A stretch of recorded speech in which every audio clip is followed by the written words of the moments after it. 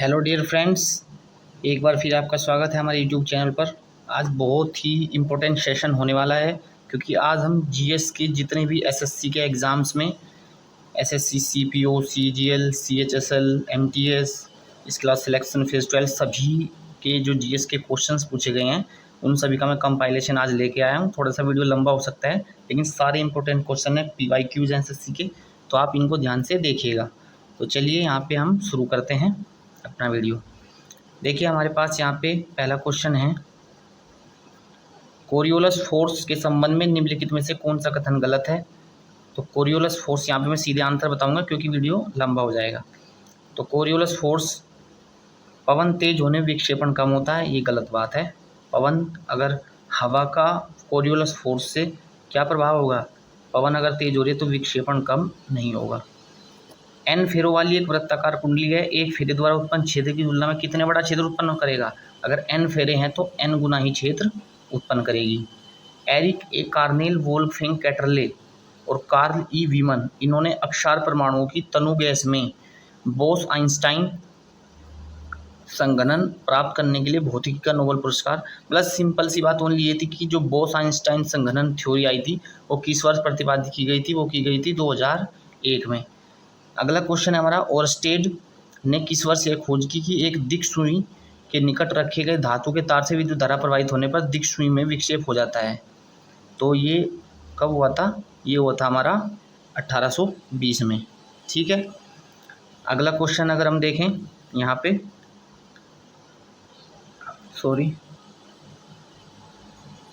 अगला क्वेश्चन है हमारे पास, हेनरी बैकरल को 1903 में किस खोज के लिए भौतिकी का नोबेल पुरस्कार मिला था।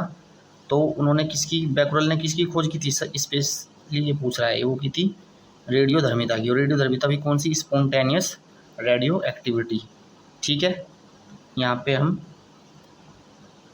ये आप देख सकते हैं। अगला क्वेश्चन यहाँ पे, अगला क्वेश्चन क्या है यहाँ पे छठा, निम्नलिखित में से किसने खोज की थी कि विद्युत धारा प्रवाहित करने वाली तार अपने बगल में विद्युत धारा को प्रवाहित करने वाली अन्य तार को आकर्षित या प्रतिकर्षित कर सकती है। ये की थी खोज एम्पियर ने। ठीक है।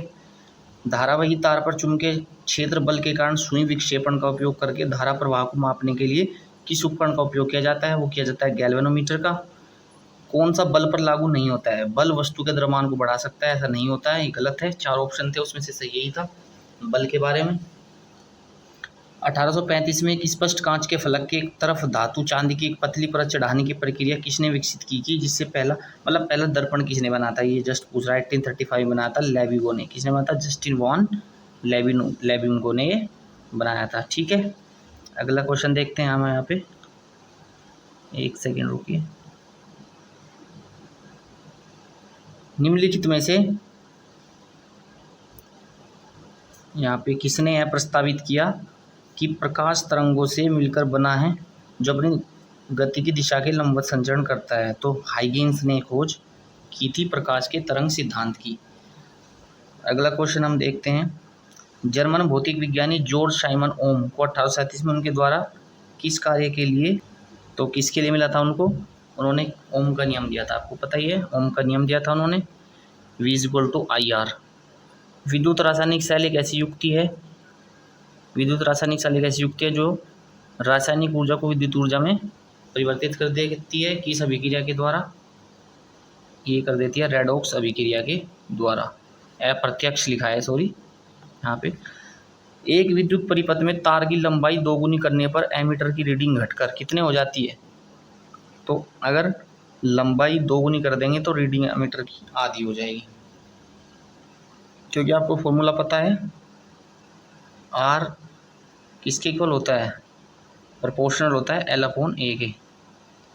तो लंबाई आधी करेंगे तो प्रतिरोध भी आधा हो जाएगा, धारा 2 गुनी हो जाएगी। तो उस तरह से आप कर सकते हैं इसको यहाँ पर। अगला क्वेश्चन यहाँ पे है, एक विद्युत परिपथ में, ये तो हो गया। हॉर्स पावर शब्द इंजन द्वारा उत्पादित शक्ति को दर्शाता है। इस शक्ति का प्रयोग किसने किया था, तो वो किया गया था सबसे पहले जेम्स वाट के द्वारा। आवेशित कणों को उच्च वेगता त्वरित करने के लिए किसका प्रयोग करते हैं? साइक्लोट्रॉन का करते हैं। दृश्य प्रकाश की तरंग दैर्घ्य कितनी होती है? आपको पता है एंगस्ट्रॉम में तो आप पढ़ती हैं सब लोग कि 3900 एंगस्ट्रॉम से लेके, ठीक है, 7800 एंगस्ट्रॉम के आसपास तक होती है। ठीक है, तो यहाँ पे वैल्यू जो है वो लगभग 4 के आसपास है। यहाँ पे वैल्यू क्या है? लगभग 7 के आसपास होती है। तो यहाँ पे 0.5 से 0.6 ये माइक्रो में दी हुई है। 1801 में रिटर ने किस विद्युत चुम्बकीय की खोज की थी विकिरण की? तो अल्ट्रावायलेट किरणों की खोज किसने की है? वो की है जोहान विलियम रिटर ने। ठीक है, ये आप याद रखेंगे।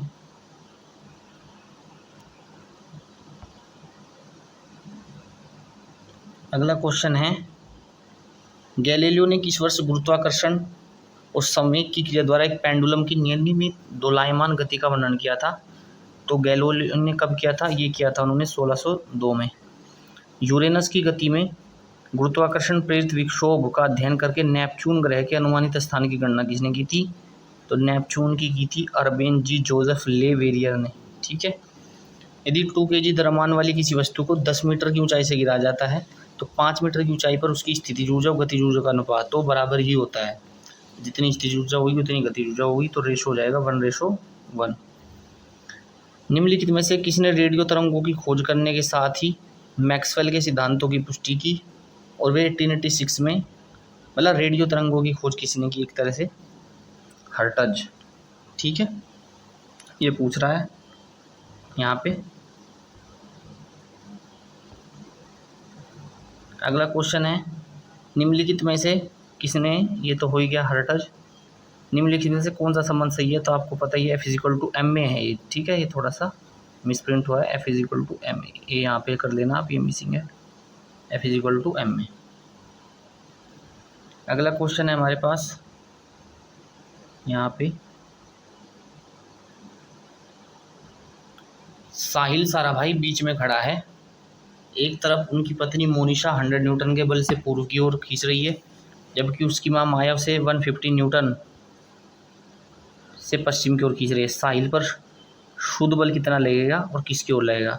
सीधी सी बात है, एक साइड से 100 लग रहा है, एक साइड से 150 लग रहा है, तो कितना लगेगा? 50 लगेगा। किस ओर से ज़्यादा है? 100 की ओर से ज़्यादा है, तो उस डायरेक्शन में लगा जिधर से माया लगा रही है। ठीक है, माया से इतने के बल से पश्चिम की ओर खींच रही है, तो 50 न्यूटन लगेगा माया की ओर। 1800 में विलियम निकोलसन ने निम्नलिखित में से कौन सी प्रयोगात्मक उपलब्धि हासिल की थी? जब, तो किसकी की थी? निकोलसन ने की है इलेक्ट्रोलाइसिस की खोज। किसकी की है? इलेक्ट्रोलाइसिस की खोज। अगला क्वेश्चन हम यहाँ पर,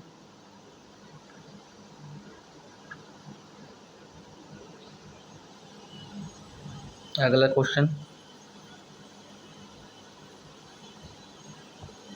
क्या है? बल की इकाई पूछी है, न्यूटन है। डिग्री सेल्सियस को केल्विन में बदलने के लिए क्या करते हैं? 273 को जोड़ देते हैं, या उल्टा बोले तो घटा देते हैं अगर केल्विन से डिग्री सेल्सियस बनाना है तो। 5 दिन और 5 रात का भ्रमण शुरू करने से पहले श्री पटेल ने अपने सभी छात्रों को बैटरी से चलने वाली फ्लैश लाइटें दी। उन्होंने उन्हें अतिरिक्त उपयोग के लिए कुछ अतिरिक्त बैटरियाँ भी दी। फिर भी पटेल ने उनसे पूछा कि क्या वे जानते हैं कि बैटरियाँ बिजली कैसे पैदा करेंगी और उनकी मदद कैसे करेंगी? आपको क्या लगता है कि उनके सवाल का सही जवाब क्या है? बैटरी में संग्रहित रसायनों द्वारा बिजली का उत्पादन किया जाता है। तो मतलब ये सिंपली इतना सब कुछ नहीं पढ़ना है, ये ओनली आप इतना ध्यान रखिए कि बैटरी में बिजली कैसे उत्पन्न होती है।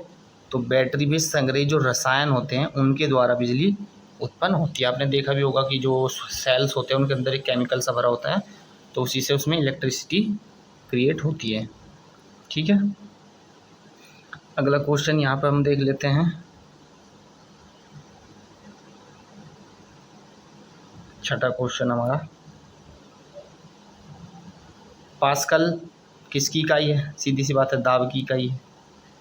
कम पिच वाली तेज ध्वनि, अगर पिच कम है लेकिन तेज ध्वनि है तो इसका मतलब क्या है? पिच कम है तो निम्न फ्रीक्वेंसी है लेकिन आयाम तेज है, ये होता है ना, इस तरह से। तो 1 सेकंड में जो चक्कर लगाता है उसको क्या बोलते हैं? हम आवृत्ति बोलते हैं।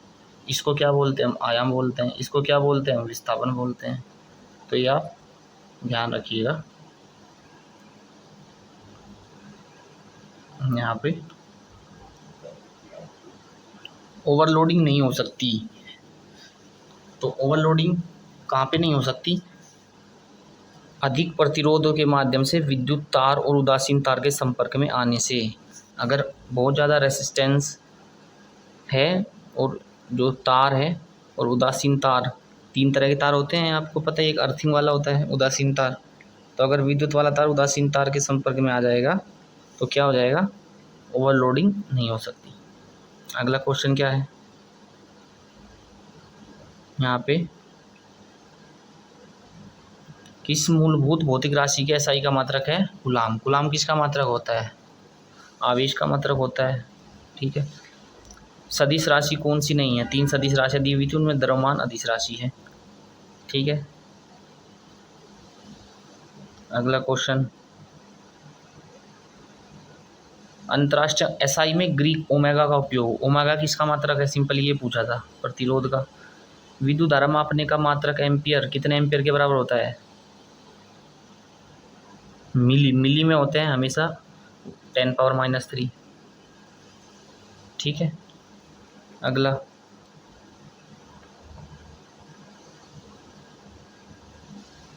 किसी भी विद्युत स्विच बोर्ड को गीले हाथों से न छूने पर हमेशा जोर क्यों दिया जाता है? क्यों दिया जाता है? क्योंकि पानी और हमारे शरीर का संयोजन बिजली का क्या है? सुचालक होता है। पानी में और हमारे बॉडी में क्या होता है? लाइट प्रवाहित हो सकती है, इसलिए करंट लग सकता है, इसलिए सुझाव दिया जाता है उससे दूर रहें। 160 ग्राम वाली एक क्रिकेट गेंद है, उसको 50 मीटर की ऊंचाई से गिराया जाता है। भूतल को छूने से ठीक पहले इसकी गतिज ऊर्जा कितनी होगी? ठीक है। हाफ mv² फॉर्मूला होता है, उससे आप निकाल सकते हैं इसको। जैसे मैं यहाँ पे बताता हूँ आपको, 1/2 mv²। ठीक है, यहाँ से इसको निकाल सकते हैं। निकाल लीजिएगा, वैल्यू रखिए, आंसर आ जाएगा हमारा 80 जूल। ठीक है। जी की वैल्यू 10 मीटर/सेकंड² होती है, याद रखना। अगला क्वेश्चन है हमारा, पतले हैंडल वाली भारी शॉपिंग बैग को हाथ से ले जाना मुश्किल है, लेकिन जब हैंडल किसी मोटे कपड़े से कवर किया जाए तो थोड़ा आसान हो जाता है। इसके पीछे क्या कारण है? आपने देखा होगा कि अगर किसी मोटे कपड़े से ले जाते हैं तो आज क्योंकि पृष्ठ क्षेत्र बढ़ जाता है तो प्रेशर कम हो जाता है। प्रेशर क्या होता है? प्रेशर इक्वल टू कितना होता है? F/O नहीं होता है। तो अगर एरिया बढ़ा देंगे तो सीधी बात है प्रेशर कम हो जाएगा। इसलिए आपने देखा होगा कि अगर हम कोई बकेट टाइप का अगर कुछ भी ले जाते हैं तो अगर सीधे इस हैंडल से उठाएंगे तो ज़्यादा प्रेशर लगेगा, लेकिन अगर यहाँ पे हैंडल पे हम थोड़ा मोटा सा कपड़ा बांध दें और तब इसको यहाँ पे अपने हाथ से कैरी करें तो थोड़ा सा आसान होता है। ठीक है। अगला क्वेश्चन देखते हैं यहाँ पे क्या कह रहा है।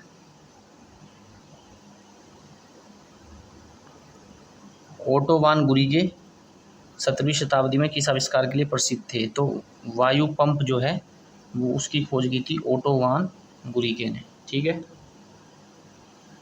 यदि हम जानते हैं कि कोई वस्तु 5 सेकंड में 100 बार दोलन करती है तो उसकी फ्रीक्वेंसी पूछा है, बारंबार तक मतलब फ्रीक्वेंसी होता है, तो 100 को 5 से भाग दे दो, 20 आ जाएगा।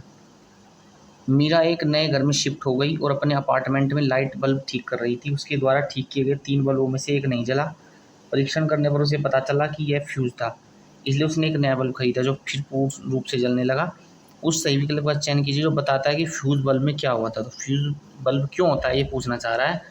उसके अंदर का जो फिलामेंट है वो टूट गया होगा, तो इसलिए वो बल्ब क्या हो गया? फ्यूज हो गया। तो सिंपल सी बात है। अगला क्वेश्चन हम देखते हैं, स्थिति समय संबंध। न्यूटन की 3 इक्वेशन है, उसमें स्थिति समय वाली क्या होती है? स्थिति समय वाली क्या होती है? S = ut + ½ at²। 3 इक्वेशन होती है ना, V = u + at, S = ut + ½ at² और V² = u² + 2as। ठीक है। ये वेलोसिटी टाइम वाली होती है। ये क्या होती है? डिस्टेंस और टाइम वाली जो इसने पूछी, ये क्या होती है? वेलोसिटी और डिस्प्लेसमेंट वाली। तो यहाँ पे आप ध्यान रखिए। ठीक है। अगला क्वेश्चन देखते हैं क्या बोल रहा है। अगला क्वेश्चन है हमारे यहाँ पे, एक समान त्वरण के साथ सीधे ट्रैक पर गतिमान एक नॉन स्टॉप रेलगाड़ी स्टेशन A को u वेग से पार करती है, अगले को 5u से पार करती है। औसत वेग बताना है u और 5u। अच्छा 1 और 5 को जोड़ के आधा कर तो 6 का आधा 3, तो कितनी हो जाएगी 3u हो जाएगी। रमा को तापमान में गिरावट का अनुभव होता है, इसका क्या कारण हो सकता है? तो देखिए जैसे ही ऊंचाई बढ़ती है ऊंचाई के साथ दाब कम होता जाता है, ठीक है। ऊंचाई पर क्या होता है, दाब कम होता जाता है। आपने वो क्वेश्चन पढ़ा होगा कि पहाड़ों पर खाना देर से पकता है, उसका रीज़न भी यही होता है। अगला क्वेश्चन है यदि GMR, ये जी किसके लिए होता है, गुरुत्वाकर्षण नियतांक, एम का मतलब द्रव्यमान होता है, आर का मतलब पृथ्वी की त्रिज्या। तो यहाँ पे संबंध होता है एक, ठीक है। जी स्मॉल जी बराबर होता है, हमेशा याद रखना, स्मॉल जी बराबर क्या होता है GM/R², ठीक है, ये आप याद रख सकते हैं। अगला क्वेश्चन क्या है हमारा,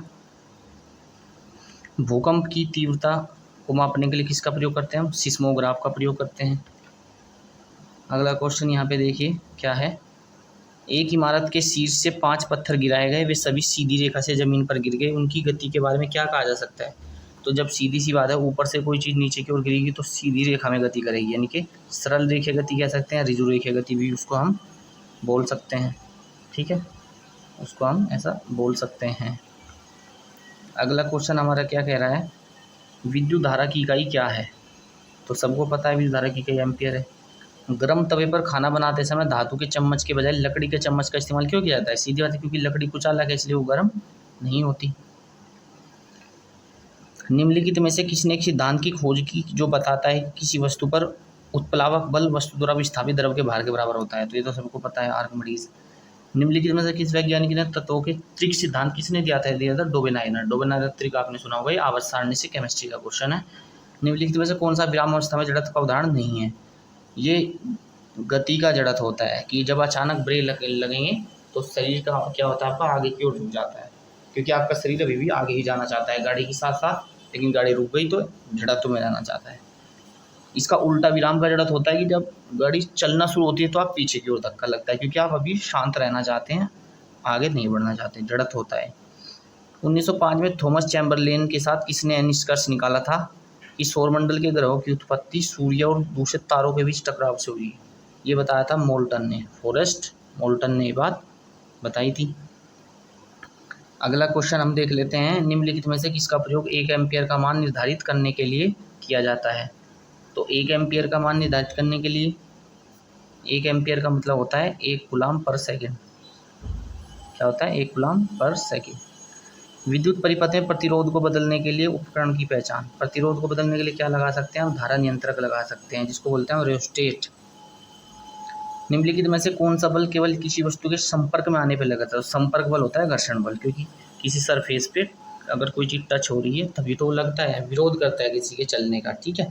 गुरुत्वाकर्षण बल नहीं ऐसे होता है, गुरुत्वाकर्षण तो दूर दूर वस्तुएं तब लग जाएगा। विद्युत आवेशों के बीच जो इलेक्ट्रोस्टैटिक फोर्स होता है वो भी दूर से ही लग जाएगा, लेकिन चुंबक को दूर दूर है तो बल लगता है, लेकिन ये टच होने पे ही लगता है, ठीक है, इसको आप समझ सकते हैं। अगला क्वेश्चन, निम्नलिखित में से कौन सा यह कथन प्रकाश वर्ष के संदर्भ में सत्य है? प्रकाश, यहाँ पे चारों ही ऑप्शन दिए हैं, देख लो। प्रकाश वर्ष दूरी की इकाई है, बिल्कुल सही है। तो प्रकाश समय की इकाई है, नहीं, प्रकाश समय की नहीं है, दूरी की इकाई है। एक प्रकाश वर्ष में कितने मीटर होते हैं? 9.46 × 10⁻15 होता है शायद, देख लेना, इतने मीटर होता है। लंबी दूरियों को मापने के लिए इसका प्रयोग किया जाता है। प्रकाश वर्ष वह दूरी है जो प्रकाश एक प्रतिवर्ष में तय करता है, ये तो सही है। प्रकाश वर्ष प्रकाश की तीव्रता का मात्रक है, नहीं, केवल 1 और 3 सही हैं, ठीक है, पहला और तीसरा केवल, ये दोनों स्टेटमेंट सही है। 1800 में भौतिक विज्ञानों में से किसने बैटरी के लिए वोल्टाइक कॉइल का प्रयोग किया था? वो किया था वोल्टा, नहीं किया था, ठीक है, याद रखना इसको भी। अगले क्वेश्चन की तरफ हम बढ़ते हैं। अगला क्वेश्चन क्या है? अगला क्वेश्चन है हमारे पास, निम्नलिखित में से किस भौतिकवादी ने किसकी खोज की? अच्छा, गलत बताना था, गैलीलियो ने तरंग सिद्धांत की खोज नहीं की थी, हमने अभी भी पढ़ा था, वो हाइगेन्स ने की थी। गैलीलियो ने तो दूरबीन की खोज की है। निम्नलिखित विकल्पों में से ऊर्जा का पारंपरिक स्रोत, पारंपरिक जो पुराने समय से प्राचीन काल से चलता आ रहा है, वो है मवेशियों का गोबर, कि जो जानवर जो होते हैं उनका जो गोबर होता है उसको भी हम, आपने सुना होगा ना कि जो बायोगैस होती है, बायोगैस प्लांट होते हैं तो उससे भी एनर्जी क्रिएट होती है, जिसमें मेथेन होता है। यांत्रिक कार्य और ऊष्मा स्थानांतरण के बीच संबंध स्थापित करने का श्रेय किसको जाता है? यांत्रिक और ऊष्मा के बीच, वो किया था जूल ने, ठीक है। द्विफोक्सी लेंस का कौन सा भाग निकट दृष्टिदोष को सुगम बनाता है? उत्तल लेंस वाला निचला भाग। अच्छा ये बताइए, दूरदृष्टि दोष को ये हमारे पास होता है उत्तल लेंस, ये हमारे पास होता है अवतल लेंस। अब दूरदृष्टि दोष और निकट दृष्टि दोष। दूरदृष्टि दोष का मतलब क्या होता है कि हमें निकट की साफ नहीं दिखाई देती। जब निकट की साफ नहीं दिखाई देती तो किसका प्रयोग करते हैं? यहाँ पे किसका बात हुई है? निकट की। तो निकट के लिए हम हमेशा उत्तल लेंस का प्रयोग करेंगे, तभी तो निकट की साफ दिखाई देगी।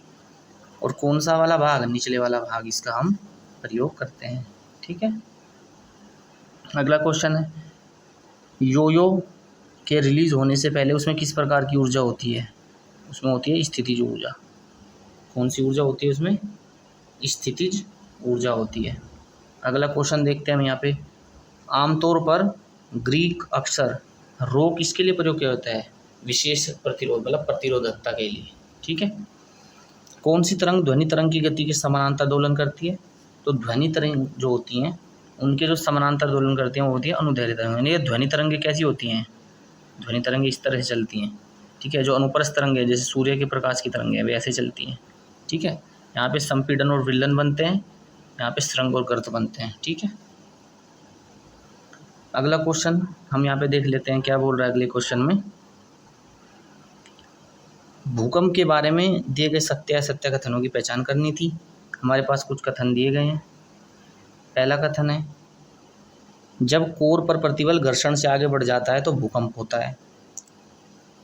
तो तरंगों में ऐसी ऊर्जा छोड़ता है, जो तरंगों में ऐसी ऊर्जा छोड़ता है जो भूपर पट्टी से गुजरती है और ऐसे कंपन का कारण बनते हैं जिन्हें हम महसूस करते हैं। ये तो बिल्कुल सही बात है। दूसरा, भूकंप की पूर्व कंप के रूप पहचान तब तक नहीं की जा सकती जब तक कि उस क्षेत्र में बड़ा भूकंप न आ जाए। बिल्कुल स्टार्टिंग में पहचान नहीं कर सकते। वाट की किसकी इकाई है? वाट शक्ति की इकाई है। कौन सा भौतिक नियम कहता है कि गैस का दबाव और तापमान व्युत्क्रमानुपाती होते हैं? बॉयल का नियम है PV is equal to constant. एक second, PV is equal to constant. ठीक है, तो यहाँ पे दबाव किसके व्युत्क्रमानुपाती होता है? वॉल्यूम के होता है। और हमारे पास V अपॉन टी कॉन्स्टेंट होता है, ये होता है चार्ल्स का नियम। तो ये देख लेना आप। ठीक है, लाभ प्राप्त करने के लिए इलेक्ट्रॉन द्वारा बंधन बनाते हैं। अगला क्वेश्चन, न्यूटन का कौन सा नियम कहता है कि प्रकृति में प्रत्येक बल के लिए समान और विपरीत बल? तीसरा है, every action has equal and opposite reaction. निम्नलिखित में से किस उपकरण का उपयोग वाहन द्वारा तय की गई दूरी को मापने के लिए? तो वाहनों की जो दूरी तय करते हैं उसको मापते हैं ओडोमीटर से। किससे मापते हैं हम उसको? ओडोमीटर से। अगला क्वेश्चन है, विद्युत आवेशों की गति से करंट उत्पन्न होता है और विद्युत चुंबकीय बल उत्पन्न होता है, जिसके परिणामस्वरूप क्या उत्पन्न हो जाता है? चुंबक उत्पन्न हो जाता है। जब कोई वस्तु वृत्ताकार पथ पर गति करती है तो कौन सा बल लगता है? उसको बोलते हैं हम अभिकेंद्र बल, इंग्लिश में बोलते हैं सेंट्रीपेटल फोर्स। निम्नलिखित वेग की इकाई क्या होती है? मीटर पर सेकंड होती है। प्रति सेकंड दोलनों की संख्या को क्या बोलते हैं? उसको ही तो बोलते हैं हम फ्रीक्वेंसी। क्या बोलेंगे उसको? फ्रीक्वेंसी बोलेंगे। ध्वनि की तीव्रता किस में मापते हैं हम? ध्वनि की तीव्रता हम मापते हैं डेसिबल में। ठीक है, आवृत्ति को मापते हैं हर्ट्ज में, लेकिन ध्वनि की तीव्रता को मापते हैं हम डेसिबल में। ध्वनि प्रदूषण को किस इकाई में मापा जाता है? डेसिबल में। सापेक्षता का सिद्धांत आइंस्टाइन ने दिया था। समय की मूल इकाई क्या होती है? सेकंड होती है। जिस पर तीनों चरण संतुलन में आ जाएंगे, गैस तरल ठोस, तो सीधी सी बात ट्रिपल पॉइंट होगा। जब तीनों ही स्थिति एक जैसी हो जाती हैं उसको हम क्या बोलते हैं? उसको हम बोलते हैं त्रिताप, यानी कि ट्रिपल पॉइंट। अगला क्वेश्चन है यहाँ पे, चुंबकीय क्षेत्र के संबंध में कौन सा कथन सही है? चुंबकीय क्षेत्र रेखाएं क्या होती है? बंद वक्र बनाती है। हमेशा ये याद रखना कि अगर ये मैग्नेट है, इसका ये नॉर्थ पोल है, ये साउथ पोल है, तो हमेशा इधर से निकलेंगी और यहाँ पे आएंगी, बंद वक्र बनाती हैं। ठीक है, ऐसे चलती रहती हैं। आपको पता ही है, नॉर्थ से निकलती हैं और साउथ में एंटर करती हैं। चार्ल्स के नियम में क्या होता है? चार्ल्स के नियम में हमें बताना था, जैसे अभी हमने बॉयल का नियम देखा और चार्ल्स का नियम देखा, तो चार्ल्स के नियम में क्या होता है? चार्ल्स के नियम से दबाव स्थिर रहता है, गैस के मोल की संख्या स्थिर है, आयतन सीधे तापमान के अनुपाती है। तो अभी मैंने बताया था V अपॉन टी क्या होता है? कांस्टेंट होता है। यहाँ पे कुछ और क्वेश्चन हम देख लेते हैं। सूची 1 और सूची 2 को मिलाना था। स्थितिज ऊर्जा, रासायनिक ऊर्जा, ये कहाँ कहाँ होती है। ठीक है, पोटेंशियल एनर्जी, रासायनिक ऊर्जा है हमारा। तो यहाँ पर क्या हो जाएगा देखिए, ए का हो जाएगा 3, यानी कि स्थितिज ऊर्जा हमारी कहाँ मिलेगी, पनबिजली संयंत्र में। रासायनिक ऊर्जा, रासायनिक ऊर्जा कहाँ पे होती है, विकिरण ऊर्जा, सॉरी डीजल में। गतिज ऊर्जा, गतिज ऊर्जा अगर हम बात करें, सी का हमारा कौन सा है, 2 है, पवन चक्की में। और जो विकिरण ऊर्जा है हमारी, विकिरण ऊर्जा कहाँ होगी, सौर ऊर्जा विकिरण ऊर्जा होती है। अगला क्वेश्चन हम देख लेते हैं यहाँ पे, ग्रीन हाउस प्रभाव किसके कारण होता है, CO2 के कारण होता है, इतना याद रखिए बस। समुद्र के जल में नीचे जाने पर जल दाब का मान क्या होगा, नीचे की ओर जाइए समुद्र में तो क्या होगा, दबाव हमेशा बढ़ता है। ठीक है, इसलिए तो नीचे सिलेंडर से लेके जाना पड़ता है श्वसन के लिए। द लिटिल बैलेंस पुस्तक में तुला का उपयोग करके पदार्थों के स्पेसिफिक ग्रेविटी को ज्ञात करने की आर्किमिडीज की विधि का वर्णन किसने किया था, गैलीलियो ने किया था। किसने किया था, गैलीलियो ने। राहुल सुबह सुबह एक वन में टहलने का फैसला करता है। जब वह सघन वन के अंदर था तो वृक्षों के बीच छोटे अंतराल के माध्यम से सूर्य विकिरणों को देख सकता था। तो उसको क्या बोलते हैं हम, टिंडल इफेक्ट बोलते हैं। मतलब कोलाइडी विलियन से क्वेश्चन पूछा है कि कोलाइडी विलियन जब होता है ना, इसमें से जब हम क्या करते हैं, इसमें से हम जब प्रकाश को गुजारते हैं ना, तो यहाँ पे क्या बन जाता है, यहाँ पे एक ट्राइंगल सा बन जाता है। ठीक है, टिंडल शंकु बोलते हैं उसको। ठीक है, टिंडल कोन, तो वो चीज़ यहाँ पे इसने पूछी थी। अगला क्वेश्चन, सीमा विद्युत परिपथ को चालू करती है और जल पीने के लिए चली जाती है। 2 मिनट बाद वापस आती है और देखती है कि परिपथ में 2.5 एम्पीयर की धारा प्रवाहित हो रही है। परिपथ में प्रवाहित शुद्ध आवेश, आवेश कितना होता है। ठीक है, आवेश यहाँ पे निकाल देंगे। धारा 2.5 एम्पीयर है, तो Q equal to IT formula होता है ना, उससे निकल जाएगा। कूलम क्या होता है, I/T। ठीक है, 2.5 एम्पीयर करंट है, कितने टाइम के लिए, 2 मिनट। 2 मिनट का मतलब होता है 120 सेकंड। इस 0 से 25, 25 गुणा 12 कितना होता है, 300 होता है, 300 कूलम। किसी भौतिक विज्ञानी को विकिरण परिघटना में व्यापक शोध और पोलोनियम रेडियम की खोज की। रेडियम की खोज किसने की थी, क्यूरी ने। पोलोनियम आपको नहीं भी पता तो भी रेडियम को तो आपको पता ही था, आंसर लगा सकते थे आप इसका, क्यूरी ने की थी इसकी खोज। ठीक है, अधिकांश अपवर्तित प्रकाश किरणें आंखों में कहाँ से प्रवेश करती हैं, कोर्निया की बाहरी सतह से प्रवेश करती हैं। कहाँ पे प्रवेश करती है, कोर्निया की बाहरी सतह से। LPG को छोटे सिलेंडरों में उच्च दबाव के अंदर संग्रहित किया जाता है। ठीक है, ज़्यादा प्रेशर पे सिलेंडर में भरा जाता है गैस LPG, क्योंकि ऐसा क्यों किया जाता है, जिससे गैस जो है वो क्या होती है, द्रव रूप में बदल जाती है और भंडारण में कम जगह की आवश्यकता होती है। मतलब लिक्विड फॉर्म में भरने के लिए ज़्यादा प्रेशर पे हम उनको भरते हैं। ठीक है, विद्युत आवेश के संदर्भ में गलत कथन की पहचान कीजिए। तड़ित चालक का उपयोग बिजली गिरने की भविष्यवाणी करने के लिए किया जा सकता है। तड़ित चालक का प्रयोग किसके लिए, बिजली गिरने की भविष्यवाणी के लिए किया जा सकता है, हमेशा याद रखना। 1400 के आसपास लियोनार्डो दा विंची द्वारा निर्मित हवा और गैस की आर्द्रता को मापने के लिए, मतलब ये पूछ रहा है सीधा आर्द्रता को मापने की, कई होती है हाइग्रोमीटर। पुमणु के स्थानांतरण के लिए कौन सी भौतिक घटना आवश्यक है, जल। एक घटना होती है, एथेरोजोइड्स बोलते हैं पुमणु, तो पानी के कारण होती है। किस पिंड के संवेग में परिवर्तन की दर बल की दिशा में लगाए गए असंतुलित बल के समानुपाती होती है। F में पूछ रहा है तो कौन सा नियम है गति का, न्यूटन का दूसरा नियम है। विद्युत के उपयोग के द्वारा किसी अन्य पदार्थ पर किसी वांछित धातु की परत चढ़ाने के प्रयोग क्या कहा जाता है, उसको कहा जाता है विद्युत लेपन। क्या बोलते हैं उसको, विद्युत लेपन। अगला क्वेश्चन बोल रहा है, अभिकेंद्र से किसी डिग्री पर भूकंप सूचक यंत्र सिस्मोग्राफ जो है हमारा P तरंगों के आगमन को रिकॉर्ड करता है, लेकिन S तरंगों के आगमन को रिकॉर्ड नहीं करता। ठीक है, क्यों नहीं करता, क्योंकि उसका जो एंगल है वो 145, सॉरी उसमें जो टेम्परेचर है वो 140 डिग्री से 145 डिग्री से ऊपर होता है। प्रकाश संश्लेषण की प्रक्रिया के दौरान निम्नलिखित चरणों का सही चयन कीजिए। ठीक है, ये हमें बताना है प्रकाश संश्लेषण के बारे में। तो हमेशा याद रखिए, यहाँ पे पहले आएगा क्लोरोफिल प्रकाश संश्लेषण को अवशोषित करने में सहायता करता है। वह प्रकाश ऊर्जा रासायनिक ऊर्जा में रूपांतरित हो जाती है और जल का अणु ऑक्सीजन और हाइड्रोजन में विभाजित हो जाता है, ये भी सही है।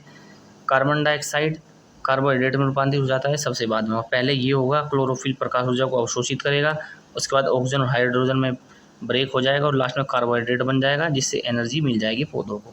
ठीक है। कौन सी भूकंपीय तरंगे सबसे अधिक विनाशकारी होती हैं? तो होती हैं पृष्ठीय तरंग। कौन सी तरंग होती है? पृष्ठीय तरंग। तो ये कुछ क्वेश्चन आज हमने डिस्कस किए जीएस जीके के, जो हाल ही में एसएससी के एग्ज़ाम्स में पूछे गए हैं। इनको आप अच्छे से देख लीजिएगा। चलिए मिलते हैं एक नई वीडियो में, तब तक के लिए नमस्कार, जय हिंद।